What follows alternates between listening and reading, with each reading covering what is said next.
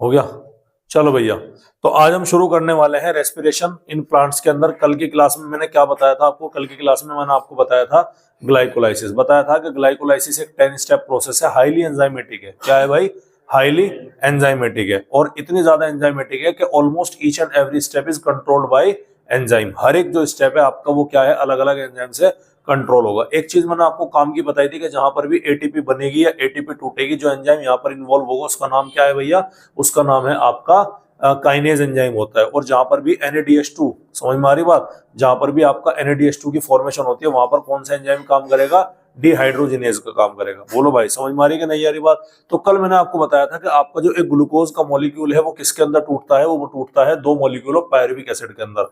अगर आपके थोड़े बहुत स्टेप याद हो, आपने ऐसी खता कर ली होगी, तो फिर भी मैं आपको रिकॉल करा रहा। सबसे पहले क्या बनता है हमारा? ग्लूकोज। ग्लूकोज से क्या बनेगा? ग्लूकोज 6 फॉस्फेट से क्या बनेगा? उससे क्या बनेगा? Fructose 1,6 bis phosphate. उसके बाद में वे टूट जाएंगे धप और पागल के अंदर।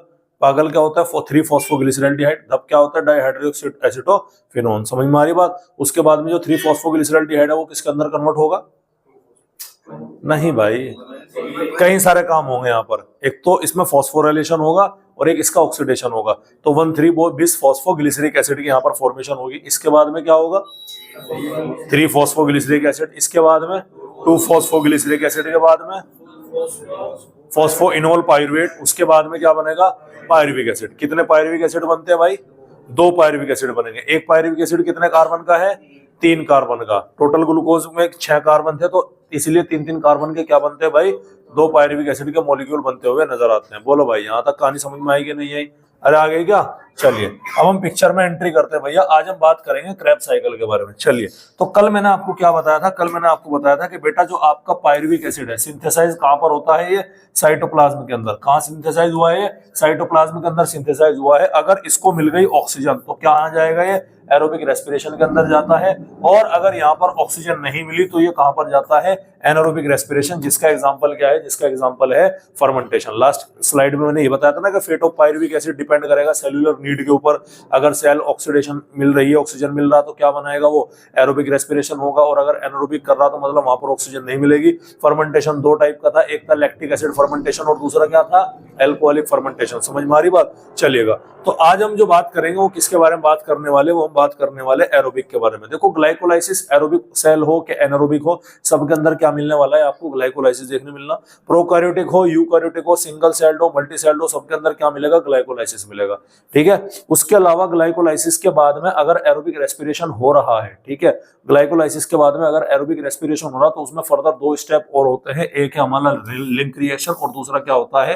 Krebs cycle. लिंक रिएक्शन का मतलब क्या है? जो क्रेब्स साइकिल के लिए क्या करेगी? लिंक करेगी। ठीक है। जैसे कि हमने क्या बनाया, देखो ये मेरी एक पूरी की पूरी सेल है। समझ में आ रही बात? इस सेल के अंदर क्या है? ये साइटोप्लाज्म मौजूद है। ठीक है। इस ग्लाइकोलाइसिस से क्या बने? हमारे 2 एटीपी बनते हैं, नहीं बनते? और साथ ही साथ क्या बनते हैं भैया? हमारे 2 NADH2 बनेंगे। ये NADPH नहीं है, याद रखिएगा। ये क्या है?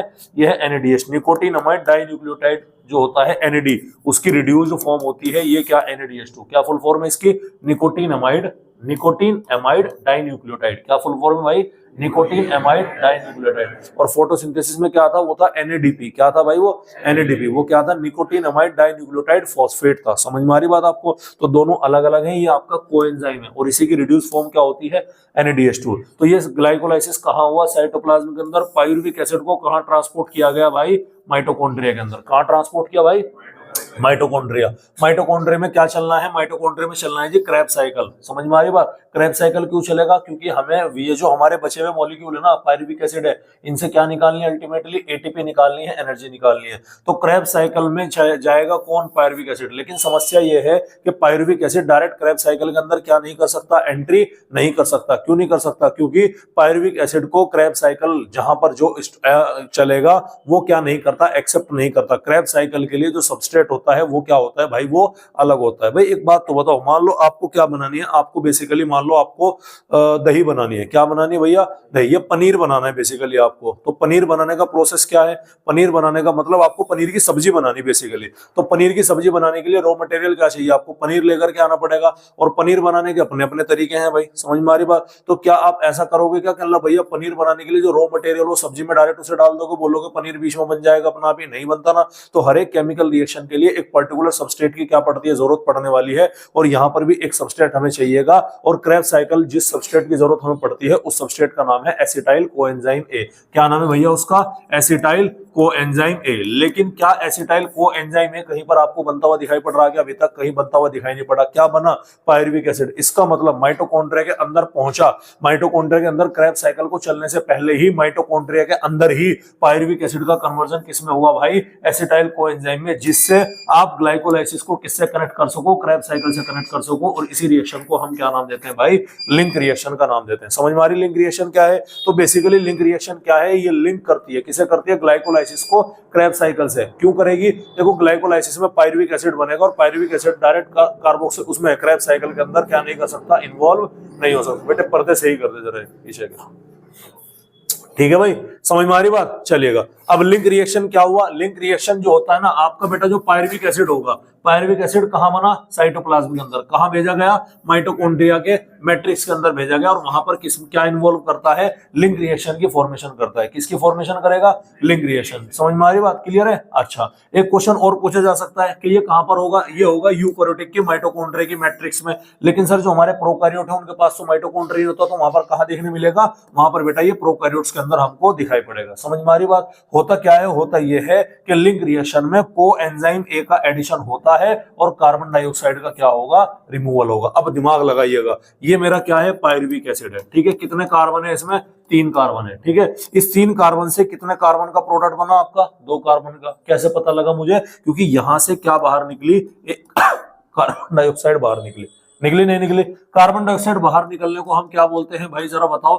डी कार्बोक्सिलेशन बोलते हैं कि नहीं बोलते? अरे बोलो भाई, क्या बोलते हैं कार्बन डाइऑक्साइड के निकलने को? डिकार्बोक्सिलेशन। उसके अलावा ऐड आप किसको कर रहे हो यहाँ पर? कोएंजाइम ए को आप क्या किया जा रहा है यहाँ पर? ऐड किया जा रहा। तो 2 कार्बन के लिए वर्ड करते हैं एसिड। अब करते हैं ना कॉमन नेम में, तो इसीलिए इस 2 कार्बन के प्रोडक्ट का नाम क्या बनेगा? इसका नाम बनेगा एसिटाइल कोएंजाइम ए बनेगा। लेकिन यहाँ पर एक काम और होता है कि जो आपका NAD है ना, क्या होता है? जो आपका NAD प्लस होता है वो किसके अंदर कन्वर्ट हो जाता है?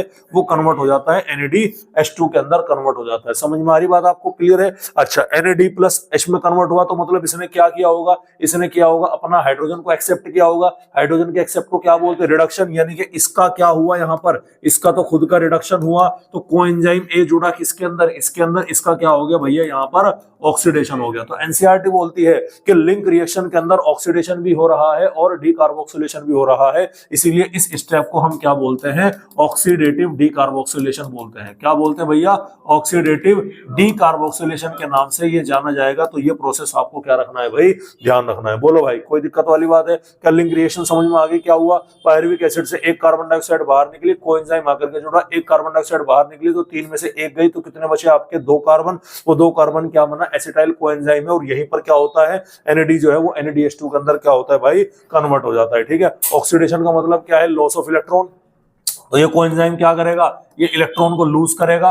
और इलेक्ट्रॉन का लेन देन किस फॉर्म में होता है? हाइड्रोजन की फॉर्म में। ऑलरेडी पहले बता दिया। इसको गेन किसने किया भैया? NAD ने। और ये किसके अंदर कन्वर्ट हो गया? आपका NADH2 के अंदर यहाँ पर कन्वर्ट होता हुआ नजर आएगा। समझ में आ रही कि नहीं आ रही बात? चलिएगा। तो अब सवाल ये, सर लिंक रिएक्शन की नीड क्यों बनी? मैंने आपको पहले बताया था कि जो आपका पायरुविक एसिड है वो डायरेक्टली क्रेब्स साइकिल के अंदर एंटर नहीं कर सकता। क्यों नहीं कर सकता? क्योंकि क्रेब्स साइकिल के लिए जो सबस्ट्रेट होता है उसका नाम क्या है? एसिटाइल कोएंजाइम है। इसीलिए लिंक रिएक्शन में पायरुविक एसिड को एसिटाइल कोएंजाइम में कन्वर्ट किया जाता है। तो इसीलिए लिंक रिएक्शन की हमको क्या पड़ती है यहाँ पर भाई? जरूरत पड़ती हुई नजर आएगी। ठीक है, क्लियर है? चलेगा। अब क्या क्या प्रोसेस होते हैं, क्या क्या कहानी होती है लिंक रिएक्शन में, वो मैं ऑलरेडी आपको बता रहा हूँ। देखिएगा, ऑलरेडी बता दिया कि आपका जो पायरुविक एसिड है, पायरुविक एसिड से क्या बाहर निकलेगा? Carbon dioxide. क्या बनेगा? एसीटेट बनेगा। इस एसीटेट में कोएंजाइम ए आकर के ऐड होगा तो क्या बन जाएगा? एसिटाइल कोएंजाइम है। ये 3 कार्बन है, 1 कार्बन निकल के 2 कार्बन का बना, और 2 कार्बन एज इट इज रहा, बस इसमें क्या जुड़ गया? कोएंजाइम ए रहा। कमाल की बात क्या रही कि NAD का रिडक्शन हो गया किसके अंदर, NADH के अंदर। आप बोलोगे सर यहाँ पे लिख रहे थे को रिड्यूस NAD का मतलब ही क्या होता है, NADH2 होता है। खासकर नीट वाले बच्चे ध्यान रखिएगा, कहीं पर उसने बोल दिया कि रिड्यूस NAD मतलब वो क्या है, NADH2 की बात कर रहा है। ठीक है भाई, क्लियर है, कोई दिक्कत वाली बात है। सोता हुआ अगर मुझे कोई सा दिख गया तो गर्दन तोड़ दूंगा, पहले बता रहा हूं। दोनों कान खोल के सुन लो, तीनों के तीनों, ये जो सोने वाले बच्चे हैं। ठीक है, हाँ, कोई सा भी मुझे नींद का झोंटा भी लेता हूं मिल गया ना, गर्दन तोड़ दूंगा, ध्यान रखना, समझ गए। हाँ, तीनों में से कोई सा भी, इधर ध्यान दो भाई। ठीक है, अब यहां पर कौन कौन सा प्रोसेस हुआ। सबसे पहला क्या हुआ, डीकार्बोक्सिलेशन हुआ कि नहीं हुआ। उसके अलावा डीकार्बोक्सिलेशन में क्या निकले, कार्बन डाइऑक्साइड। ऑक्सीडेशन, किसका ऑक्सीडेशन हुआ, कोएंजाइम ए का, ऐसे याद रखना पड़ेगा। ऑक्सीडेशन किसका हुआ, कोएंजाइम ए। ये डी ऑक्सीडेशन को हम क्या बोलते हैं, डिहाइड्रोजनेशन भी बोलते हैं। डिहाइड्रोजनेशन का मतलब क्या, रिमूवल ऑफ हाइड्रोजन। कहां से निकला, कोएंजाइम में से। एक्सेप्ट कौन करेगा, NAD। NAD में क्या हुआ, हाइड्रोजन लिया, हाइड्रोजन लेने को क्या बोला, रिडक्शन। यानी यहाँ पर क्या हो रहा है, रिडक्शन भी हो रहा है। समझ में आ रही बात, अरे क्लियर है, कोई दिक्कत वाली बात है। चलो, NADH2 के बनने को हमने क्या नाम दिया था, ऑक्सीडेटिव फॉस्फोराइलेशन। याद करो, फॉस्फोराइलेशन तीन तरह का था। एक था हमारा फोटो फॉस्फोराइलेशन, जिसमें सनलाइट की प्रेजेंस में ATP बनता है। एक होता है सबस्ट्रेट लेवल, जहां पर डायरेक्ट ATP बनता है। और एक होता है कि ATP डायरेक्ट नहीं बनती, कुछ मॉलिक्यूल बनते हैं NADH2 FADH2 टाइप के, जिनसे बाद में क्या बनाई जाती है, ATP बनाई जाती है। तो यहाँ पर NADH2 बना, तो सबस्ट्रेट लेवल फॉस्फोराइलेशन भी हमने क्या दिखा, यहाँ पर आपको दिखाई पड़ा। सॉरी, ऑक्सीडेटिव फॉस्फोराइलेशन भी हमें क्या होता है, यहाँ पर दिखाई पड़ता है। ये ऑलरेडी मैं आपको बता चुका हूं कि डिहाइड्रोजनेशन भी यहाँ पर हो रहा है, डीकार्बोक्सिलेशन भी हो रहा है। इसीलिए एनसीईआरटी इस प्रोसेस को क्या बोलती है, ऑक्सीडेटिव डीकार्बोक्सिलेशन के नाम से जानती है। अरे ऑक्सीडेशन किसका हुआ, कोएंजाइम ए का। रिडक्शन किसका हुआ, NAD+ का। एंजाइम कौन सा काम करेगा, सर डिहाइड्रोजनेशन हो रहा है तो डिहाइड्रोजिनेज नाम का एंजाइम काम करेगा। करेगा नहीं करेगा, और वो किसका डिहाइड्रोजनेशन कर रहा है भाई, पाइरुवेट का डिहाइड्रोजनेशन कर रहा है। इसीलिए उस एंजाइम का नाम क्या आ गया, पाइरुवेट डिहाइड्रोजनेज आ गया। समझ में आ रही बात। और प्रोडक्ट यहाँ पर क्या बनता है, एसिटाइल कोएंजाइम बनेगा। एक पाइरुविक एसिड से एक बनेगा, लेकिन ग्लाइकोलाइसिस में कितने पाइरुविक एसिड बने थे, 2 पाइरुविक एसिड थे। तो 2 पाइरुविक एसिड से कितने कोएंजाइम बनेंगे, 2 कोएंजाइम ए बनेंगे। समझ में आ रही बात। तो अल्टीमेटली यहां तक बताइएगा, देखो एक ग्लूकोज कितने मॉलिक्यूल में टूटेगा, कितने पाइरुविक एसिड में टूटेगा, 2 पाइरुविक एसिड में, हाँ है ना। एक पाइरुविक एसिड एक एसिटाइल कोएंजाइम बनाएगा, तो 2 पाइरुविक एसिड कितने कोएंजाइम बनाएंगे, 2 कोएंजाइम बनाएंगे। एक पाइरुविक एसिड से अगर एक कार्बन डाइऑक्साइड बाहर निकलेगी तो 2 से कितनी निकलेगी, 2 कार्बन डाइऑक्साइड बाहर निकलेगी, हाँ या ना। एक पाइरुविक एसिड से एक NADH2 बनेगा, तो 2 से कितने बनेंगे, 2 NADH2 बनते हुए नजर आएंगे। अरे आएंगे कि नहीं आएंगे। तो ये क्या था तुम्हारा, लिंक रिएक्शन ऑफ ग्लाइकोलाइसिस। अच्छा, ग्लाइकोलाइसिस में क्या बना था, तुम्हारे 2 ATP, टोटल तो बने 4 थे, लेकिन 2 खर्च आ गए थे। बचा क्या था, 2 ATP और 2 NADH2 बना था, नहीं बना था। तो ग्लाइकोलाइसिस और लिंक रिएक्शन दोनों को मिला करके कितनी ATP बनती है भाई, 2 ATP बनेगी, और 2 और 2 4 क्या बनेंगे, यहाँ पर NADH2 बनते हुए नजर आएंगे। अरे बनेंगे। और कार्बन डाइऑक्साइड कितनी बाहर निकलेगी, यहाँ से 2 कार्बन डाइऑक्साइड यहाँ से बाहर निकलेगी। तो इसको क्या रखना है भाई, आपने ध्यान रखना है। ठीक है, दोबारा देखिएगा, पाइरुविक एसिड से क्या बाहर निकला, कार्बन डाइऑक्साइड बाहर निकला, इसी से ही हाइड्रोजन बाहर निकला, और क्या बनेगा, एसीटेट बनेगा। ये हाइड्रोजन रिसीव करेगा कौन, NAD, और उसका क्या हो जाएगा, रिडक्शन हो जाएगा। और ये जो आपका एसिटिक एसिड है या एसीटेट है, ये क्या रिसीव करेगा, कोएंजाइम ए को लेकर के किस में कन्वर्ट हो जाएगा, एसिटाइल कोएंजाइम ए के अंदर कन्वर्ट होता हुआ नजर आएगा। यही सेम रिएक्शन दोबारा से आगे, जो कि मैंने आपको क्या करा दी थी भाई, पहले करा दी थी। अब ये रिएक्शन आपकी एनसीईआरटी के अंदर की है। अब समझिएगा इसको क्या है। देखो, एक पाइरुविक एसिड है कि नहीं है। एक पाइरुविक एसिड किससे रिएक्ट करेगा, एक कोएंजाइम में से। और किसका हुआ यहाँ पर, NAD एक आया था नहीं आया था। डिहाइड्रोजनेज की प्रेजेंस में पाइरुविक एसिड में हाइड्रोजन छोड़ा, तो वो किसने रिसीव कर लिया, NAD ने। क्या बना लिया उसने, NADH+H+, NADH2 की दूसरी फॉर्म है। समझ में आ रही बात, क्या है ये, NADH2 वही तो है। समझ में आ रही बात। उसके अलावा पाइरुविक एसिड से एक कार्बन डाइऑक्साइड बाहर निकली, तो वो कार्बन डाइऑक्साइड कहाँ है, यहाँ पर निकल गई। क्या बचा सर, एक तो कोएंजाइम ए बचा, और एक यहाँ पर 2 कार्बन का ग्रुप बचा, जिसे हमने क्या नाम दिया, एसिटाइल। तो क्या नाम बन गया हमारा, एसिटाइल कोएंजाइम ए। और इंपॉर्टेंट है, कौन सा आयन यहाँ पर इन्वॉल्व होता है, मैग्नीशियम आयन यहाँ पर इन्वॉल्व होता हुआ नजर आएगा। ये आपके एनसीईआरटी की क्या है भाई, केमिकल रिएक्शन है। अरे कोई दिक्कत वाली बात है। चलिए, यही तो मैं बता रहा कि लिंक रिएक्शन में एक पाइरुविक एसिड से कितने ATP बने, 0। कितने NADH2 बनता है, एक बनेगा। तो टोटल 2 पायरुविक एसिड से कितने, देखो बच्चों की तरह पढ़ा रहा भाई मैं, ध्यान से सुन लो। तो टोटल 1 से है तो 2 पायरुविक एसिड में एटीपी कितनी 0, NADH2 कितना बनेगा 2। क्या यहाँ पर कोई डायरेक्ट एटीपी की फॉर्मेशन हुई? नहीं। इसीलिए एनसीईआरटी बोलती है कि कोई substrate level phosphorylation link reaction में नहीं होता। समझ में आ रही बात? अगर हुआ तो क्या होता है, ऑक्सीडेटिव फॉस्फोराइलेशन होता है, याद रखिएगा, ठीक है। टोटल गेन ग्लाइकोलाइसिस में और लिंक रिएक्शन में कितने, ग्लाइकोलाइसिस में 2 एटीपी बनी थी नेट गेन, और 2 क्या बचा था, NADH2। लिंक रिएक्शन में 2 NADH2 बना था और 2 एसिटाइल कोएंजाइम बना था, तो दोनों को मिलाकर के टोटल गेन क्या था, 2 एटीपी बनी, 4 NADH2 बने और 2 क्या बने, 2 बने एसिटाइल कोएंजाइम। एक ग्लूकोज के मॉलिक्यूल को क्रेब्स साइकिल के अंदर एंटर करने से पहले इतना प्रोडक्शन वहां पर होता हुआ क्या होगा भाई, नजर आएगा। समझ में आ रही कि नहीं आ रही बात? तो ये चीज क्या रखनी है आपको भाई, ये चीज यहाँ पर ध्यान रखनी है। अब एसिटाइल कोएंजाइम ही एंटर करेगा किसके अंदर, क्रेब्स साइकिल के अंदर। किसके अंदर एंटर करेगा, क्रेब्स साइकिल। और क्रेब्स साइकिल बड़ा खूबसूरत सा साइकिल है। देखो 2 कार्बन होते हैं, 2 कार्बन से यहाँ पर 6 कार्बन बनेंगे, 6 से फिर 5 कार्बन का एसिड बनेगा, फिर 4 कार्बन का बनेगा, सारी की सारी चीजें यहाँ पर बनती हुई नजर आएंगी। तो हम ये क्या पढ़ेंगे, हम पढ़ेंगे क्रेब्स साइकिल के बारे में। चलिए, तो क्रेब्स साइकिल को डिस्कवर किया था हैंस क्रेब ने, एक साइंटिस्ट है जिनका नाम क्या था भाई, जिनका नाम था हैंस क्रेब। उन्होंने क्रेब्स साइकिल को डिस्कवर किया था, किसके अंदर किया था, कबूतर की जो फ्लाइट मसल्स होती है ना, उड़ने वाले जो पंख होती है, उसकी सेल्स के अंदर क्रेब्स साइकिल को चलता हुआ देखा गया था। क्रेब्स साइकिल का 2 नाम और होते हैं क्रेब्स साइकिल के अलावा, एक होता है ट्राई कार्बोक्सिलिक एसिड साइकिल। क्या बोलते हैं भैया, ट्राई कार्बोक्सिलिक एसिड साइकिल या फिर TCA साइकिल। क्यों? इस साइकिल के दौरान 3 स्टेबल कार्बोक्सिलिक एसिड की फॉर्मेशन होती हुई नजर आएगी, दैट्स व्हाई यहां पर ऐसा बोला गया है। उसके अलावा इसको एक नाम और दिया जाता है जिसका नाम क्या है, सिट्रिक एसिड साइकिल। क्या नाम है भैया, सिट्रिक एसिड साइकिल। क्यों दिया गया, क्योंकि यहां पर फर्स्ट प्रोडक्ट क्या बनेगा, सिट्रिक एसिड, जो कि कितने कार्बन का, 6 कार्बन का। अब दिमाग लगाओ, एसिटाइल कोएंजाइम कितने कार्बन का, 2, सिट्रिक एसिड कितने कार्बन का, 6। एसिटाइल कोएंजाइम को किसी ने तो रिसीव किया होगा ना, तो वो रिसीव करने वाला कितने कार्बन का होगा भाई, 4 कार्बन का। तभी तो 6 बनेंगे, नहीं बनेंगे। तो वो 4 कार्बन से आप वाकिफ हो, उसका नाम है ऑक्जेलो एसिटिक एसिड। क्या नाम है भैया उसका, ऑक्जेलो एसिटिक एसिड। तो ऐसे करके पहले नाम याद करेंगे जैसे हमने कल किया था, उसके बाद में आगे बढ़ेंगे। देखो ऑक्जेलो एसिटिक एसिड कितने कार्बन का है जी, 4 कार्बन का। इसको रिसीव किया, कौन रिसीव करेगा भाई, इसको रिसीव करेगा ऑक्जेलो एसिटिक एसिड एसिटाइल कोएंजाइम को। तो 6 कार्बन का पहला प्रोडक्ट बना लेगा जिसका नाम क्या है, जिसका नाम है सिट्रिक एसिड। क्या बना लेगा, सिट्रिक एसिड। वो सिट्रिक एसिड फर्दर कन्वर्ट होगा सिस एकोनिटेज के अंदर, सिस एकोनिटिक एसिड के अंदर कन्वर्ट होगा, जो कि हाईली अनस्टेबल है, जो कि बाद में कन्वर्ट हो जाएगा आइसोसिट्रिक एसिड के अंदर। समझ में आ रही बात आपके? आइसोसिट्रिक एसिड से आपका क्या बनेगा, अल्फा कीटोग्लूटारिक एसिड बनेगा। अल्फा कीटोग्लूटारिक एसिड से आपके सक्सिनाइल कोएंजाइम ए बनेगा, सक्सिनाइल कोएंजाइम ए से सक्सिनिक एसिड बनेगा, उससे आपका फ्यूमेरिक एसिड बनेगा, उससे आपका क्या बनेगा, बाद में मैलिक एसिड बनेगा, और मैलिक एसिड के बाद में आपका डायरेक्ट क्या बनता हुआ नजर आएगा, उल्टा बोल गया मैं, सॉरी, ठीक है, हाँ सही बोल गया भाई, ठीक है भाई। उससे आपका बाद में क्या बनेगा, वापस से ऑक्जेलो एसिटिक बनता हुआ नजर आएगा। एक एक करके स्टेप देखेंगे जो यहाँ पर है, दिखेगा क्या है। देखो ये पहले हम यहाँ पर इजी समझते हैं। देखो एसिटाइल कोएंजाइम कितने कार्बन का है जी, 2 कार्बन का। कोएंजाइम ए आया। देखो ध्यान सुनिएगा, इंपॉर्टेंट बता रहा हूं मैं यहाँ से।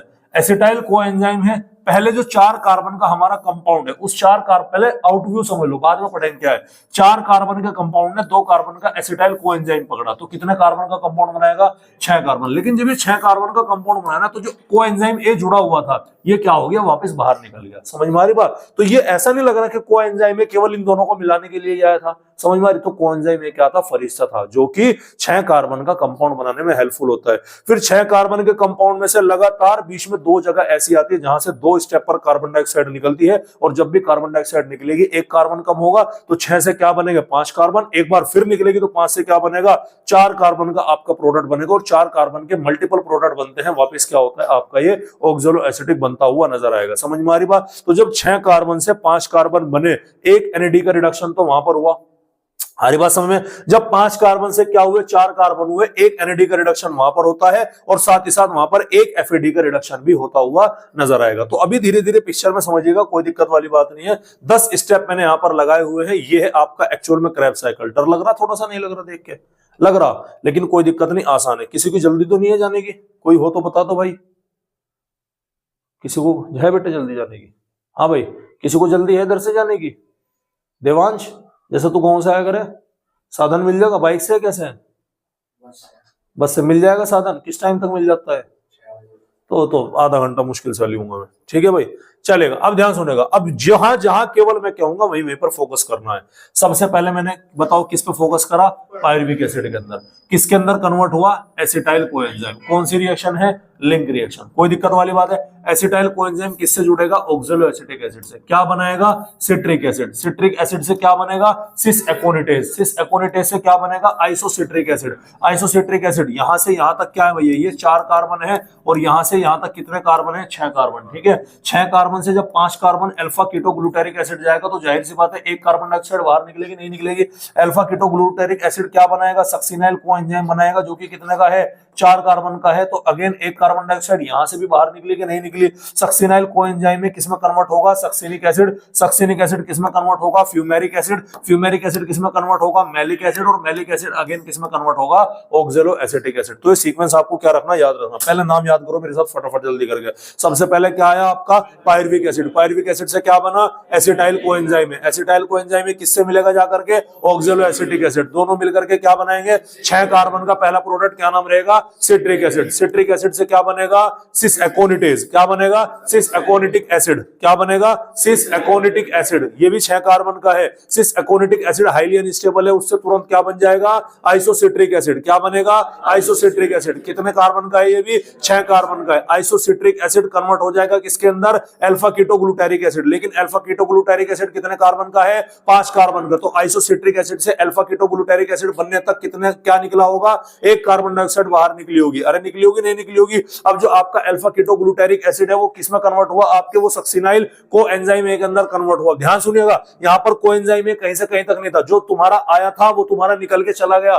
जो एसिटाइल कोएंजाइम आया था वो तुम्हारा क्या हो गया? निकल के चला गया। तो दोबारा फरिश्ता भेजा ऊपर वाले ने, और दोबारा फरिश्ता बोले तो कोएंजाइम ए कहां पर आएगा? सर वो आएगा कहां पर? जब आपका अल्फा कीटोग्लूटारिक एसिड बन चुका होगा 5 कार्बन का, तो उसको एक कोएंजाइम ए दोबारा से भेज दिया जाएगा और उसका नाम क्या होगा? वो आपका कोएंजाइम ए आकर के जुड़ करके क्या बना देगा? 4 कार्बन का सक्सिनाइल कोएंजाइम ए बना देगा। ध्यान से सुनो, अल्फा ग्लूटारिक एसिड कितने कार्बन का? 5 कार्बन का। सक्सिनाइल कोएंजाइम कितने कार्बन का? 4 का। तो क्या यहां पर भी एक कार्बन डाइऑक्साइड नहीं निकली होगी क्या? तो यहां से भी क्या बाहर निकली? एक कार्बन डाइऑक्साइड बाहर निकलती हुई नजर आई। ठीक है, जो आपका सक्सिनाइल कोएंजाइम है इसमें से फिर दोबारा, क्योंकि कोएंजाइम है, फरिश्ता आया, मिलाया और गया। समझ में आ रही बात? क्योंकि पुशअप देना पड़े ना, स्टार्टअप देना पड़े। बीच में कोई आया, समझा के चला गया, तो यहां से काम नहीं चल रहा था, यहां पे काम नहीं चल रहा था। कोएंजाइम में अगले स्टेप में क्या? यहां से गायब। एक ही स्टेप टिकता है कोएंजाइम, याद रखिएगा। ठीक है, अगले स्टेप में कोएंजाइम में क्या होगा? यहां से गायब। तो जो तुम्हारा सक्सिनाइल कोएंजाइम में था वो किसमें कन्वर्ट हो गया? Succinic acid. सक्सिनिक एसिड किसमें कन्वर्ट हो गया? आपके फ्यूमेरिक एसिड। फ्यूमेरिक एसिड किसके अंदर कन्वर्ट हो गया? Maleic acid. और मैलिक एसिड किसमें कन्वर्ट हो गया? Oxalo acetic acid. और वो ऑक्सैलो एसिड अब अगले एसिटाइल कोएंजाइम के साथ में जुड़ा हुआ रहेगा। समझ में आ रही बात? नाम याद हो गए? दोबारा से बोलेंगे, मैं बोल रहा हूं, इस बार मैं नहीं बोलूंगा कहां पे क्या हुआ, इस बार केवल नाम नाम याद रखेंगे। तो सबसे पहले क्या है हमारा? पायरुविक एसिड से क्या बना? एसिटाइल कोएंजाइम से क्या बना? कैसे बनेगा? ऑक्सैलो एसिटिक एसिड से मिलकर के क्या बनेगा? सिट्रिक एसिड से क्या बनेगा? सिस एकोनिटिक एसिड से क्या बनेगा? नहीं भाई, सिस एकोनिटिक एसिड से बनेगा आइसोसिट्रिक एसिड। याद रखो, वो अनस्टेबल है ना, मैंने क्या बोला? ये हाईली अनस्टेबल है। बीच में डायरेक्ट क्या बनेगा? आइसोसिट्रिक एसिड बनेगा। आइसोसिट्रिक एसिड से क्या बनेगा? Alpha ketoglutaric acid. Alpha ketoglutaric acid से क्या बनेगा? सक्सिनाइल कोएंजाइम है। सक्सिनाइल कोएंजाइम से क्या बनेगा? Succinic acid. सक्सिनिक एसिड से क्या बनेगा भाई? आपके फ्यूमेरिक एसिड। फ्यूमेरिक एसिड से क्या बनेगा? Malic acid. मैलिक एसिड से अगेन क्या बनेगा? Oxalo acetic acid. क्या बिना देख के बता सकते हैं? कोशिश करेंगे? कोशिश करते हैं, चलो एक बार। ठीक है, अरे नहीं होगा ना जाते जाते, क्या होगा? दोबारा कर लेंगे, क्या हो गया? चलो भाई, ठीक है, करें शुरू, कोशिश करेंगे। एक बार मैं कोशिश करता हूं बोलने की, देखता हूं मेरे याद हुआ नहीं हुआ। ठीक है, एक बार आप कोशिश करेंगे, पहले एक बार आप मुझे देखिएगा, देखते हैं कि मास्टर के याद हुआ कि नहीं हुआ। समझ में आ रही बात? क्लियर है? चलिए, तो अभी मेरी बात बड़े गौर से सुनिएगा, मैं क्या कहना चाह रहा हूं उसको ध्यान से। सबसे पहले आया मेरा पायरुविक एसिड। जवाब मत देना, केवल मेरी ध्यान से सुनना बात। सबसे पहले कौन आया? Pyruvic acid. पायरुविक, अगर कहीं गलत हूं तो टोक देना बीच में। आ रही बात समझ में?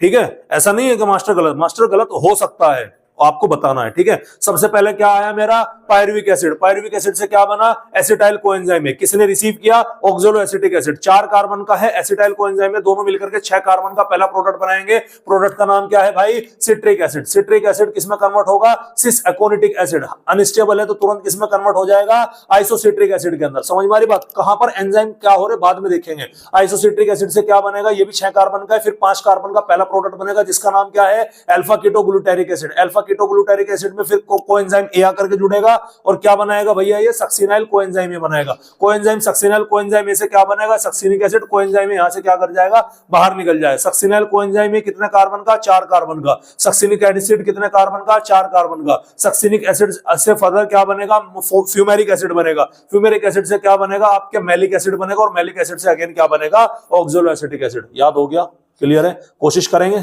ट्राई करेंगे? हाँ भाई, करोगे? साहित्य भाई साहब, साहित्य खोए रहे बैठा बैठा तो कहीं नहीं। मैंने तुझे कहा साहित्य, तो फिर बहुत देर बाद कहा यस सब। कोशिश करोगे?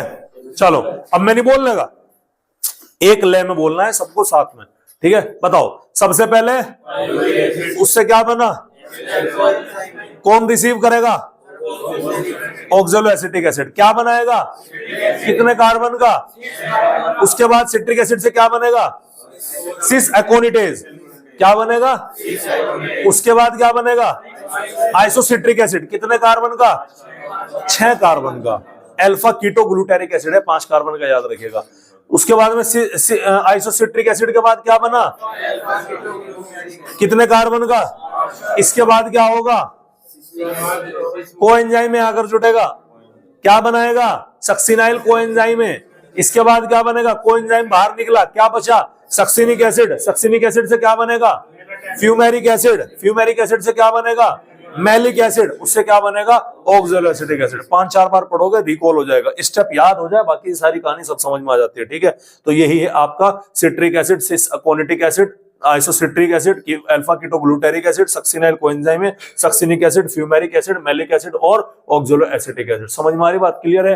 अब ये 10 स्टेप आपको क्या करने, याद करने, और 10 स्टेप में किस जगह पर क्या हो रहा है आपको वो भी यहां पर समझना बहुत ज्यादा जरूरी है। चलिए, तो सबसे पहले मैंने 10 रिएक्शन को पूरी की पूरी क्या कर रखी, नंबर 1 करके 10 स्लाइड अलग से बना दी ताकि आपको बहुत आसानी हो। तो सबसे पहले आप अच्छी तरह जानते हैं कि जो आपका एसिटाइल, भाई लिंक रिएक्शन में क्या बना तुम्हारा, पायरुविक एसिड। में एक पायरुविक एसिड के रेस्पेक्टिव लेकर के चल रहा, तो पायरुविक एसिड किसके अंदर कन्वर्ट हुआ, आपका एसिटाइल कोएंजाइम ए के अंदर। अब कन्वर्ट हुआ कि नहीं हुआ, अब ये एसिटाइल कोएंजाइम ए को कौन रिसीव करेगा भाई, ऑक्सैलोएसिटिक एसिड रिसीव करेगा। करेगा नहीं करेगा, और फॉर्मेशन क्या बनाएगा, 6 कार्बन के पहले प्रोडक्ट की, जिसका नाम क्या होगा, जिसका नाम होगा सिट्रिक एसिड। लेकिन कोएंजाइम में केवल एक ही उसमें टिकता है, तो कोएंजाइम में यहां से क्या हो गया, हमारा अलग हो गया। कितने कार्बन का है भाई हमारा, ये 6 कार्बन का। तो एसिटाइल कोएंजाइम में ऑक्सैलोएसिटिक एसिड से मिलकर के क्या बना रहा, सिट्रिक एसिड 6 कार्बन का, और जो कि यहाँ पर क्या होगा, कोएंजाइम ए। तो क्या चीज क्या हुआ यहाँ पर, सिंथेसिस हुआ।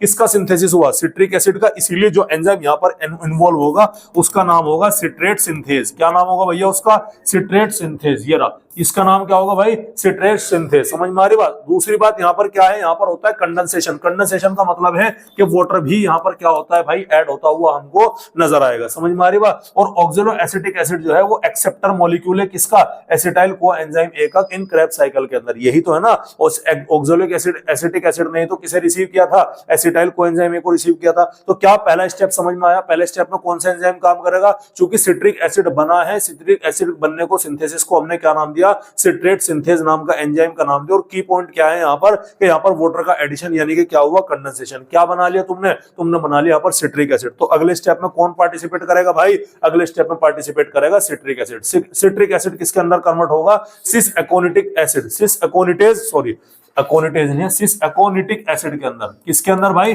सिस एकोनिटिक एसिड के अंदर। और चूंकि एकोनिटिक एसिड बन रहा है, तो एकोनिटिक एसिड बनाने वाले एंजाइम का नाम क्या है, एकोनिटेज। क्या नाम है भैया, एकोनिटेज। तो कौन सा एंजाइम काम करेगा यहाँ पर, एकोनिटेज। किसकी प्रेजेंस में काम करता है, Fe+2 की। देखो पहले स्टेप में पानी जुड़ा, तो दूसरे में क्या कर दिया जाता है, पानी को रिमूव कर दिया जाता है। हालांकि बाद में इसे फिर दोबारा से ऐड कर देते हैं। समझ में आ रही है नहीं आ रही बात, ठीक है। तो सिस एकोनिटिक एसिड क्या है, हाईली अनस्टेबल है। ये तुरंत ही किसमें कन्वर्ट हो जाएगा, आइसोसिट्रिक एसिड के अंदर। होगा कि नहीं होगा, आइसोसिट्रिक एसिड को, यानी कि सिस एकोनिटेज से ही क्या बना, आइसोसिट्रिक एसिड बना। तो अगेन यहाँ पर कौन सा एंजाइम काम करता है, एकोनिटेज एंजाइम काम करेगा। और जो वाटर पीछे निकला था वो दोबारा से क्या कर दिया गया, ऐड कर दिया जाता है। समझ में आ रही कि नहीं आ रही बात आपके। अरे क्लियर है, कितने स्टेप हो गए, 3। पहले स्टेप में क्या हुआ, पहले स्टेप में बना हमारा acetyl coenzyme oxalo acetic acid से जुड़ा, क्या बना है सिट्रिक एसिड। एंजाइम कौन सा काम करेगा, सिट्रेट सिंथेज नाम का एंजाइम काम करेगा, कंडेंसेशन यानी वाटर का एडिशन यहां पर होता हुआ नजर आएगा। उसके बाद में जो आपका सिट्रिक एसिड बना उससे क्या बनता है, सिस एकोनिटिक एसिड बनता है। कौन सा एंजाइम काम करेगा, एकोनिटेज नाम का एंजाइम काम करेगा। आयरन की प्रेजेंस में अनस्टेबल है तो पानी क्या हो गया, वहां से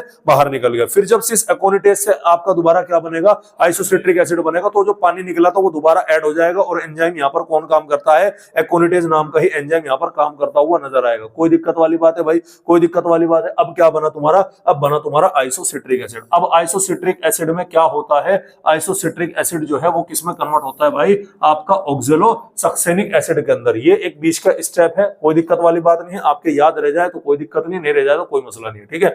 तो आइसोसिट्रिक एसिड किसके अंदर कन्वर्ट होता है, ये ऑक्सैलो सक्सेनिक एसिड के अंदर कन्वर्ट होता है। ये भी कितने कार्बन का है भाई, ये भी 6 कार्बन का है, याद रखिएगा। तो इस दौरान यहां पर एक बड़ी खूबी होती है, वो ये कि आइसोसिट्रिक एसिड हाइड्रोजन रिमूव करता है। उस हाइड्रोजन को एक्सेप्ट किसने किया, NAD+ ने, और वो कन्वर्ट किसके अंदर हो जाता है, NADH2। यानी कि फोर्थ स्टेप में क्या बन रहा है, हमारा एक NADH2 की फॉर्मेशन हो रही है। यानी कि हाइड्रोजनेशन हो रहा कि नहीं हो रहा भाई, NAD ने क्या लिया, हाइड्रोजनेशन लिया, सॉरी मतलब मेन सबस्ट्रेट क्या है, आइसोसिट्रिक एसिड है। तो आइसोसिट्रिक एसिड से क्या निकला, हाइड्रोजन निकला। हाइड्रोजन को निकलने को क्या बोलेंगे, डिहाइड्रोजनेशन। तो यहां पर जो एंजाइम काम करेगा उसका नाम क्या होगा, डिहाइड्रोजिनेज। क्या नाम होगा भैया, डिहाइड्रोजिनेज। और किसका डिहाइड्रोजनेशन हो रहा है, आइसोसिट्रिक एसिड का, इसीलिए उस एंजाइम का नाम क्या हो गया, आइसोसिट्रेट डिहाइड्रोजिनेज। रटना है क्या, नहीं है, इजी लग रहा नहीं लग रहा भैया। तो आइसोसिट्रेट डिहाइड्रोजिनेज नाम का एंजाइम हुआ। ऑक्सीडेशन किसका हुआ, NAD+ का, और डिहाइड्रोजनेशन किसका हुआ, यहां पर आइसोसिट्रिक एसिड का हुआ, याद रखिएगा। सॉरी,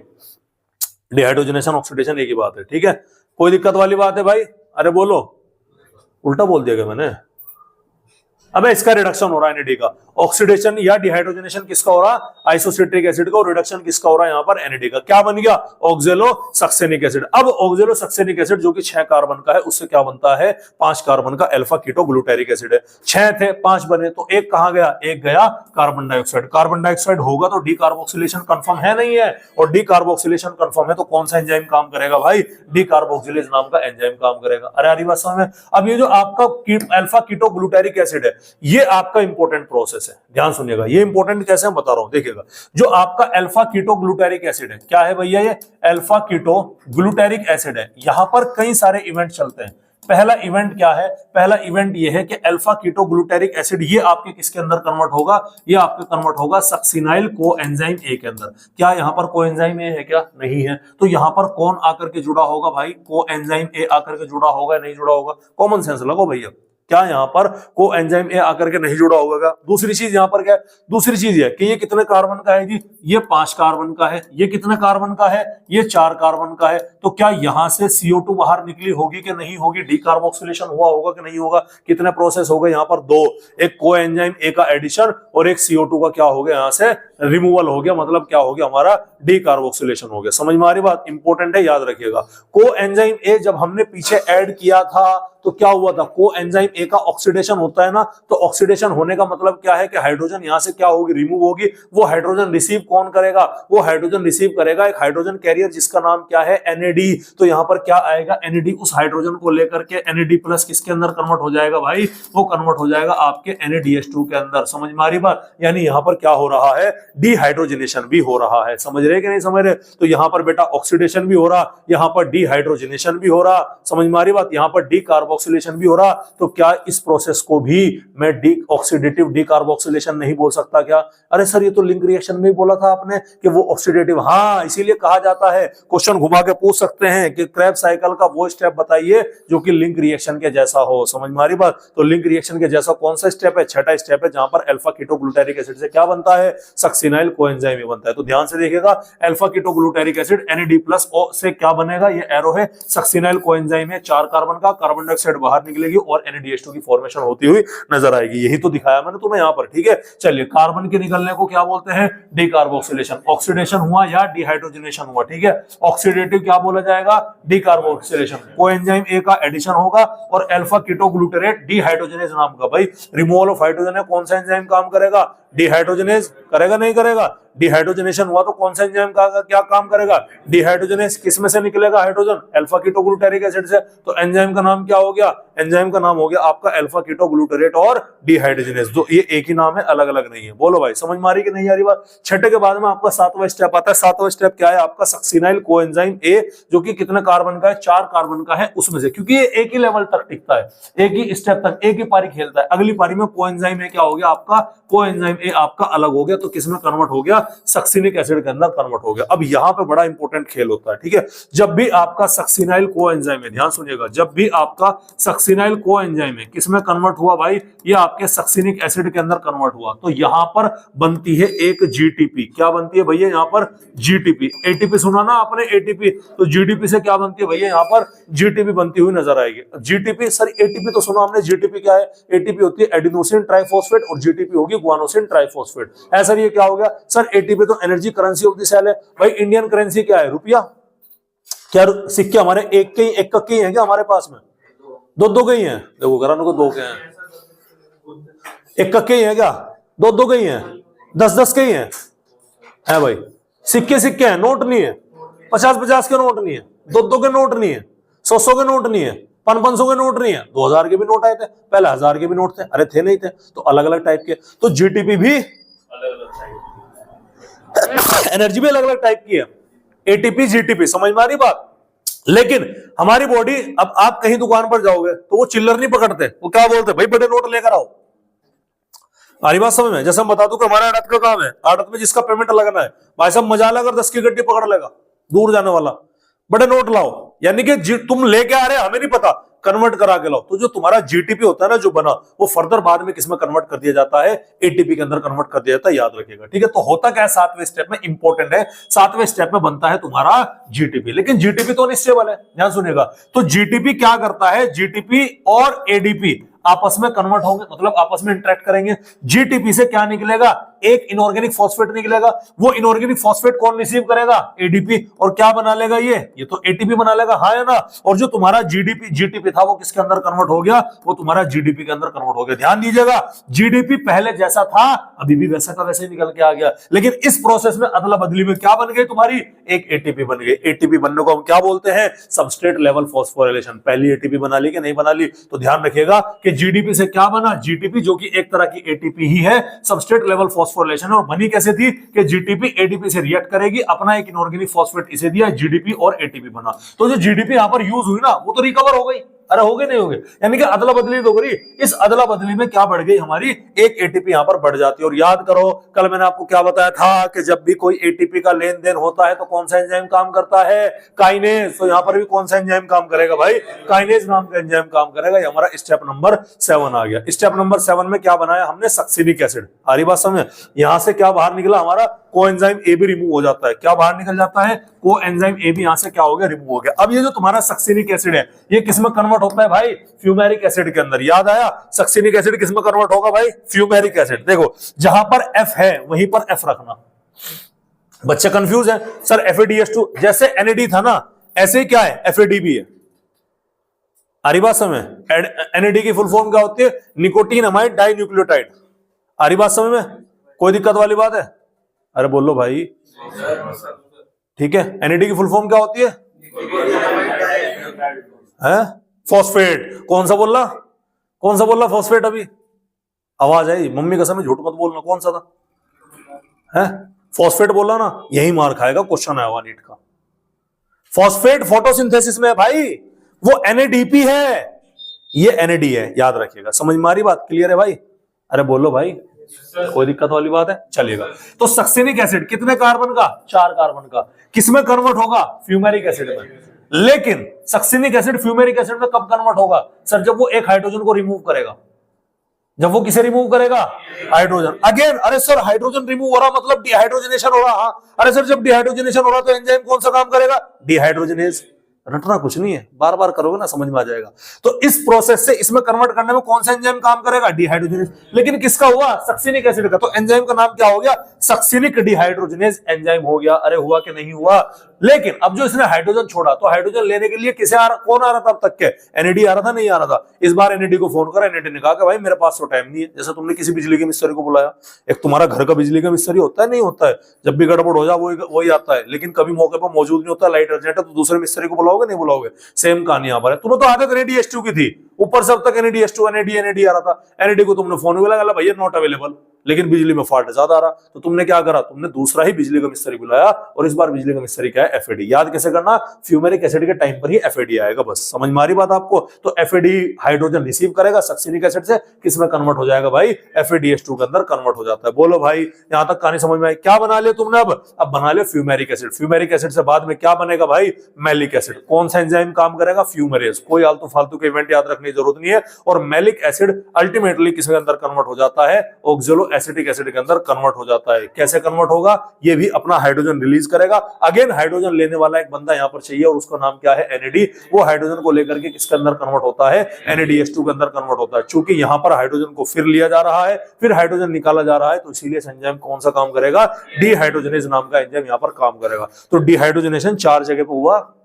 अरे हुआ नहीं हुआ? एक तो स्टेप नंबर 10 में ही हो गया डिहाइड्रोजनेशन, एक कौन से में हो गया हमारा? एक 8 में हो गया डिहाइड्रोजनेशन, एक कहां हो गया हमारा? यहाँ पे कोई डिहाइड्रोजनेशन नहीं है हमारा। एक हमारा यहाँ भी है क्या? हाँ, ये भी हमारा डिहाइड्रोजनेशन हो गया। उसके अलावा उसके अलावा उसके अलावा उसके अलावा एक ये रहा हमारा, 4 जगह पे हो गया। अरे हो गया नहीं हो गया? अरे यहीं पे क्या यूज हो रही? NADH2। 3 जगह पे क्या यूज हो रही? NADH2। और एक जगह पे क्या हो रही? जहां जहां डिहाइड्रोजनेशन है वहीं पर क्या बनेगा? NADH2 या FADH2। केवल एक जगह पर क्या बन रही है? आपके FADH2 बन रही है। समझ में आ रही बात? 4 जगह पे क्या है? डिहाइड्रोजनेशन। तो बताओ पूरा का पूरा क्रैब साइकिल समझ में आया कि नहीं आया? अरे आया। चलो अब इस क्रैब साइकिल को हम दोबारा से अब समझते हैं। एक एक स्टेप समझ लिया, नहीं समझ लिया? आजा भाई, नाराज है क्या? अब समझेंगे, देखो ठीक है। देखो सिट्रिक एसिड कौन सा एंजाइम करा? Citrate synthase. वाटर भी ऐड हुआ इसके अंदर, क्या बना है? सिस एकोनिटेज। कौन सा एंजाइम ने काम किया? एकोनिटेज नाम के एंजाइम ने। यहां से क्या बाहर निकलेगा? वाटर बाहर निकलेगा। सिस एकोनिटेज हाईली अनस्टेबल है, क्या बना? Citric acid. अगेन एकोनिटेज एंजाइम काम करेगा और वाटर दोबारा आके क्या हो जाएगा? इसमें ऐड हो जाएगा। सिट्रिक एसिड से क्या बनेगा? अल्फा कीटोग्लूटारिक एसिड एंजाइम कौन सा काम करेगा? आइसोसिट्रेट डिहाइड्रोजनेज का। ये कैसे करेगा? हाइड्रोजन रिमूवल करके, तो हाइड्रोजन एक्सेप्टर आएगा। कौन आएगा? वो NADH। साथ ही साथ यहां से कार्बन डाइऑक्साइड बाहर निकले तो डीकार्बोक्सिलेशन हुआ। अल्फा कीटोग्लूटारिक एसिड से क्या बना? सक्सिनाइल कोएंजाइम है। तो यहां पर कौन आकर जुड़ा होगा भाई? कोएंजाइम ए भी तो आकर जुड़ा होगा, नहीं जुड़ा होगा? तो कोएंजाइम ए आकर के जुड़ा और NAD ने क्या किया? NADH2 के अंदर कन्वर्ट हो गया। सक्सिनाइल कोएंजाइम है, सक्सिनेट के अंदर कन्वर्ट हुआ। क्या बना? जो GDP थी वो किसके अंदर कन्वर्ट हुई? भाई कोएंजाइम है तो बाहर निकालता है, निकलेगा। जो कोएंजाइम है वो बाहर निकला, वो तो निकला। और क्या निकली? यहाँ पर एक GTP बनी, और ये GTP डायरेक्ट किसमें कन्वर्ट होती है? दोबारा से ATP के अंदर कन्वर्ट होगी। सक्सिनिक एसिड किसमें कन्वर्ट होगा? Fumaric acid. कौन सा एंजाइम काम करेगा? फ्यूमेरेज। फालतू याद नहीं करना। फ्यूमेरेज में फिर पानी ऐड करोगे, क्या बनेगा? मैलिक एसिड बनेगा, नहीं बनेगा? फ्यूमेरिक एसिड में और मैलिक एसिड में। अच्छा, जो फ्यूमेरेज बनेगा यहाँ पर एक क्या बनता है तुम्हारा? बताओ। FADH2 बनेगा, नहीं बनेगा? ये लिख रहा नहीं लिख रहा? QH2। Q से क्या बना? QH2। मतलब FAD से क्या बनेगा? FADH2। ठीक है। और इससे क्या बनेगा? मेलेट बनेगा। मेलेट से इस दौरान फिर हाइड्रोजन रिलीज होगा, क्या बनेगा आपका? NADH2 यहाँ पर बनता हुआ नजर आएगा। 10 के 10 स्टेप हो गए सारे के सारे।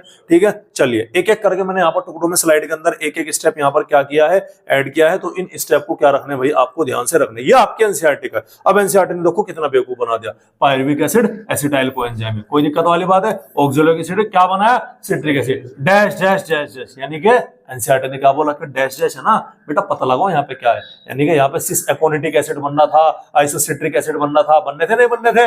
वो स्टेप तुम्हारा मास्टर बताएगा। ठीक है। उसके बाद में एनसीईआरटी ने कहा भाई हमें अल्फा कीटोग्लूटारिक एसिड बना दिया। फिर अल्फा कीटोग्लूटारिक एसिड से बीच में क्या आ गया? सक्सिनेट। फिर क्या आ गया? Dash dash dash. फिर क्या बोला कि डीकार्बोक्सिलेशन हो रहा, ये हो रहा, ये हो रहा। ये स्टेप कौन बताएगा बीच में? तुम्हारे मास्टर। तो अल्फा कीटोग्लूटारिक एसिड से सक्सिनिक एसिड का प्रोसेस क्या था? अल्फा कीटोग्लूटारिक एसिड से क्या बनता है आपका? सक्सिनाइल कोएंजाइम है। सक्सिनाइल कोएंजाइम से क्या बनता है? Succinic acid. सक्सिनाइल कोएंजाइम से सक्सिनिक एसिड बनने के दौरान ही ATP बनती है, और अल्फा कीटोग्लूटारिक एसिड से सक्सिनाइल कोएंजाइम ए बनने के दौरान क्या होती है? डीकार्बोक्सिलेशन होता है, याद रखिएगा। सक्सिनिक एसिड से फिर क्या बना? Malic acid. क्या डायरेक्ट बना था? नहीं, बीच में एक और बना था। क्या? फ्यूमेरिक एसिड बना था, नहीं बना था? और वहीं पर कौन काम किया था? FADH2 बना था, नहीं बना था? मैलिक एसिड से डायरेक्ट क्या बना? Oxalo acetic acid. तो डैश डैश है ना, डैश डैश का मतलब था कि ये कौन बताएगा? ये बताएगा तुम्हारा मास्टर। समझ में आ रही बात? ये कह रहे देख भी तो लो, मास्टर को आवे नहीं आता पढ़ाना, तो मास्टर जो जिन पर आता है वो तो पढ़ा देते हैं। अदरवाइज स्कूलों में ना देख लेना, हुआ किसी के स्कूल में चैप्टर ये हुआ किसके हुआ? ये बीच के स्टेप पढ़ाया या ये पढ़ाया? परसेप्टर हो गया, वेरी गुड, बहुत अच्छा लगा। मुझे उम्मीद थी ऐसा ही होना चाहिए, अगर ऐसा ना होता ना तो मुझे टैक पड़ जाता आगे, स्कूलों में पढ़ाने लग गए। खैर ठीक है, अब हुआ क्या, ध्यान सुनिएगा। एक ग्लूकोज से क्या बना था? 2 पायरुविक एसिड। 2 पायरुविक एसिड से क्या बना था? 2 एसिटाइल कोएंजाइम। तो एक एसिटाइल कोएंजाइम ए को लेकर के हम पढ़ रहे हैं कि क्या है। एक एसिटाइल कोएंजाइम ए में क्या बना? एक बार का क्रैब साइकिल चला कि नहीं चला? अब उस एक बार क्रैब साइकिल जो हमारा चला, उस एक बार के क्रैब साइकिल के बनने में देखिएगा क्या है।